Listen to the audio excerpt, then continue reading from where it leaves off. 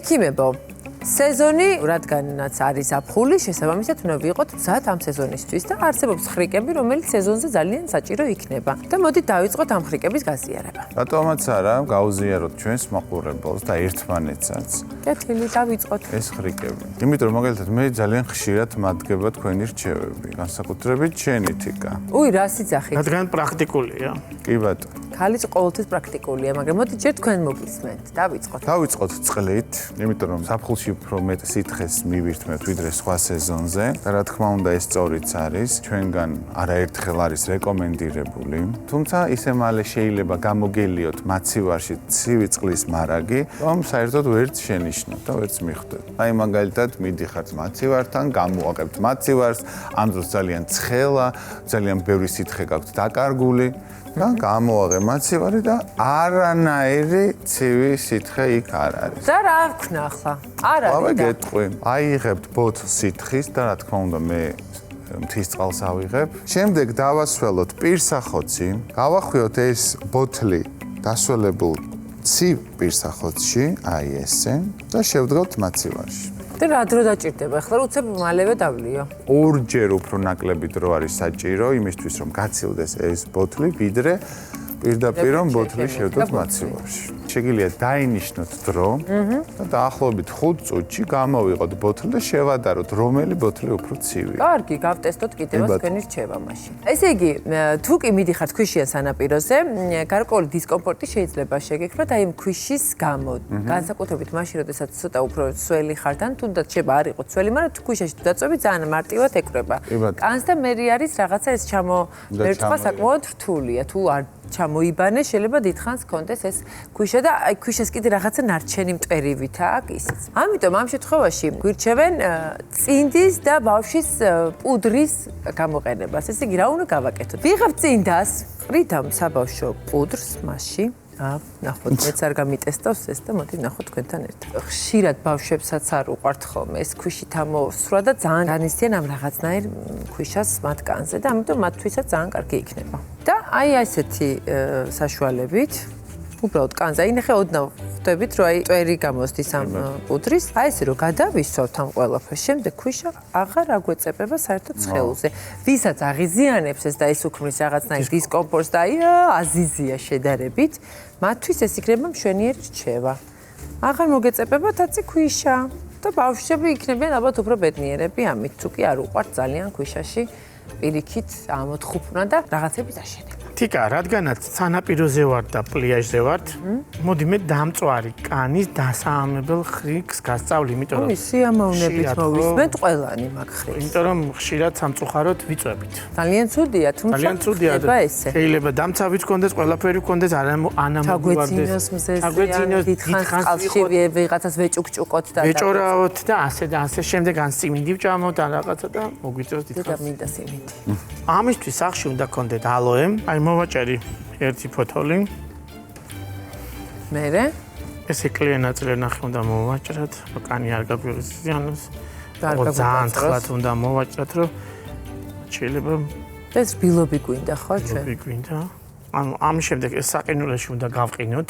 მოიცადე ესე შევინახო საყინულეში უკვე გამზადებული, მოჭრილი.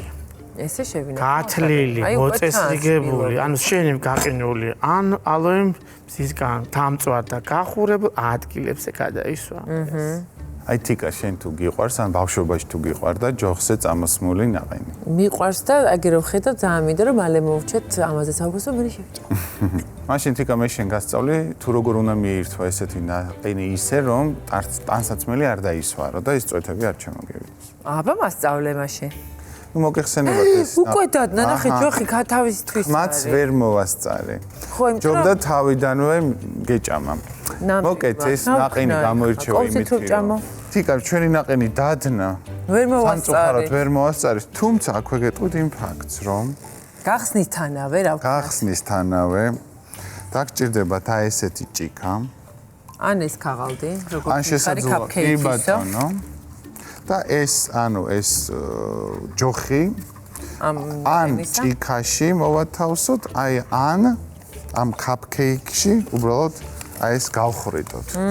ქვედა ნაწილი. ანუ ერთგვარი რაღაცნაირი თასივით უნდა მოუფიქროთ. მინდა გავხრიტე, მე ვერ ხრიტო. გავხრიტე და შეაძინა უნდა ეს. ასე შენი ნაყინი. ბატონო, წარმოიდგინეთ რომ აქ არის ნაყინი. ეთილი.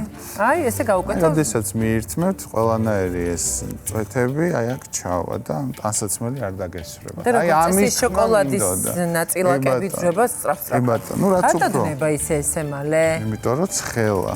იმიტომ ცხელა მართალი ბრძანდებით, აჰა. თავის. ჩვენიერი. რადგანაც ცხელა ყველაზე მეტად რაც გჭირდება არის წყალი ალბათ და როდესაც გვიწევს გადაადგილება მანქანით ძალიან ხშირად ხდება ისე რომ ეს წყალი ძალიან მალე თბება და თუ კიდევ შორი დისტანცია და მივდივარ ზღვაზე ჩათვალე რომ წყალი არა გაქვს ფაქტიურად ჩადებ და 1-20 წუთში უკვე სხვა ტემპერატურაზეა. და თუ კი გინდათ ეს ცივი სასმელი დიდხანს გაიყოლოთ ვიდრე მართლა სრულად არის სიამოვნებდეთ ერთი რჩევის მოცემა შემიძლია მეც. გვინდა ჩვეულებრივი ბოთლი რომელსაც ვაპირებთ რომ გავიყოლოთ და ეს ბოთლი სადღაც ნახევრამდე უნდა დავცალოთ ან პირიქით ავავსოთ გააჩნია რა სასმელზეა საუბარი წყლით უნდა ავავსოთ ნებისმიერ შემთხვევაში თავიდან რომ ყინულის მარაგი და ბაზა უნდა შევქმნათ რომ გადმოატრიალებთ ამ წყალს, აი თავამდე არ უნდა მოვიდეს, ბოთლის თავამდე, რომ არ გადმოიყვაროს. ნახევარ წყალს შევაგდებთ საყინულეში, გავყინავთ კარგად. შემდეგ გამოვიღებთ. მეორე ნახევარს შევავსებთ ჩვენი სასურველი სითხით, რაც გვინდა რომ იყოს ეს სითხე.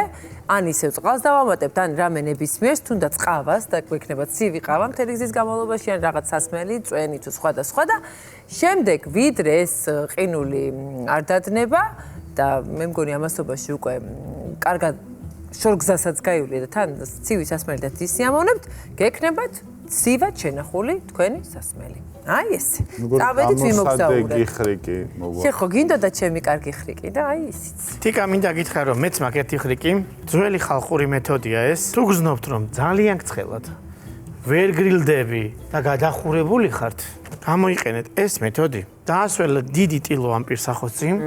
აუცილებლად შემოიხვიეთ ტანზე. რა ზონაზე?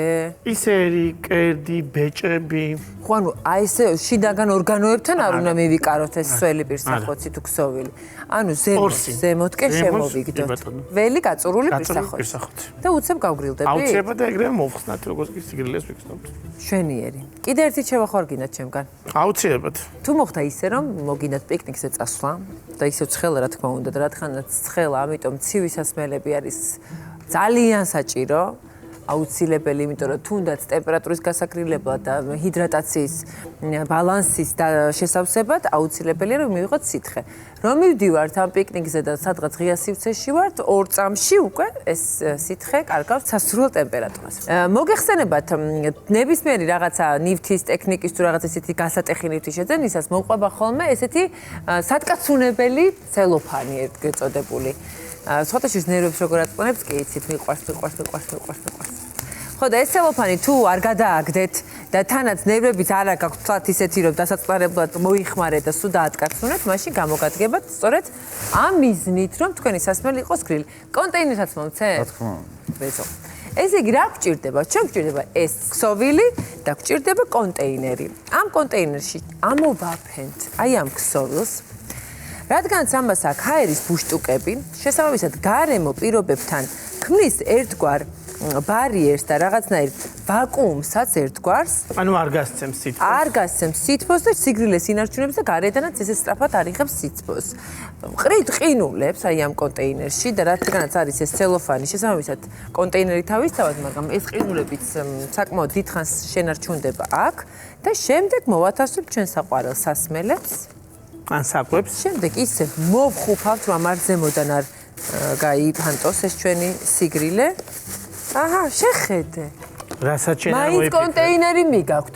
მაინც გინდა ცივი სასმელი, ბარემ ერთი ჩაფენა შიგნით და ყინულები და მორჩა.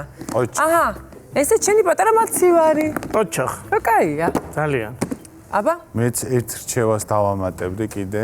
ჩემი რჩევა ისევ საკვებს ეხება და ამ შემთხვევაში ჰამბურგერს. არის შემთხვევები, როდესაც ზედმეტად დიდი ჰამბურგერის შეკვეთა შემთხვევით შეიძლება მოგიწიოთ. ან მოგიტანეთ. არა, არ იცოდე დიდი აქვს საკვებობი. მართალი. თორე ჰამბურგერისთვის მზად ხარ. და ალბათ ყველას შეგიმჩნევიათ ის ფაქტი, რომ მისი ძილი უფრო მალე იფლითება და იშლება. სველდება და იმიტომ უცებ ეს ხორცის რა წვენი გამოსდის და რა კარგია, ხო მოგიდა? მაგრამ ფუნთუშა ჰამბურგერის თავზე ორჯერ უფრო სქელი და გამძლე. მივხვდი რასაც იზა, მივხვდი. ამიტომ ავიღებთ ჰამბურგერს. შემოვატრიალებთ, არა, ამოვატრიალებთ. მორჩა და გათავდა ხალხო, აი. და ესე მივირთმევთ. რა უნდა ამის მოფიქრებას? არაფერი. არა და როგორ არ უნდა, არც მოფიქრებ, არასდროს არ მოგვაფიქრე. ეს არ დაგეყრებათ, ანუ ეს ზემოთ მოდოსებული. სანამ არ შეჭამ, მანდ იქნება. იბათ. ძალიან კარგია. მადლობა. მშვენიერი რჩევები იყო. ამიერიდან ჰამბურგერს ამოტრიალებულად. ხო, ეს სეზონს არ უკავშირდება, ჩემი აზრით, ნებისმიერ შემთხვევაში ამოტრიალებული ჯობია, იმიტომ რომ ის უფრო დიდხანს შეინარჩუნებს ამ სიფუმფულეს და არ დაგვეშლება ჰამბურგერი მარტივად.